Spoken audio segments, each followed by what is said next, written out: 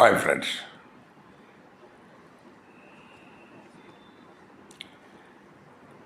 యూట్యూబ్లో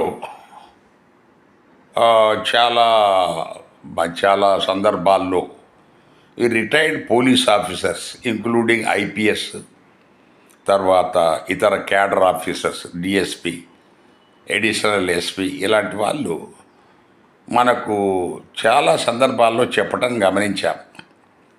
ఏమని?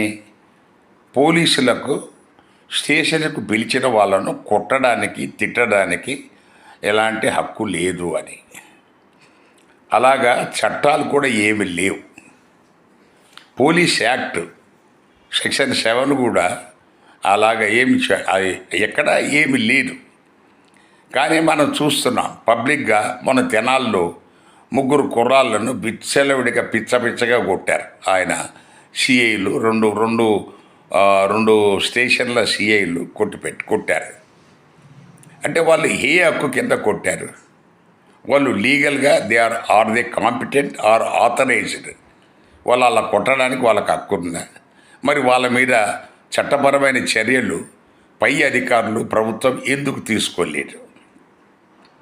అంటే చట్ట ఉల్లంఘన చేస్తూనే పోలీసులు మనకు కేసులు న్యాయ విచారణ చేస్తున్నారు అనేది మనకు క్లియర్గా అర్థమవుతుంది. చాలా కేసులు ఉన్నాయి. మనకు తీసుకెళ్ళి 3rd డిగ్రీ పెట్టారు.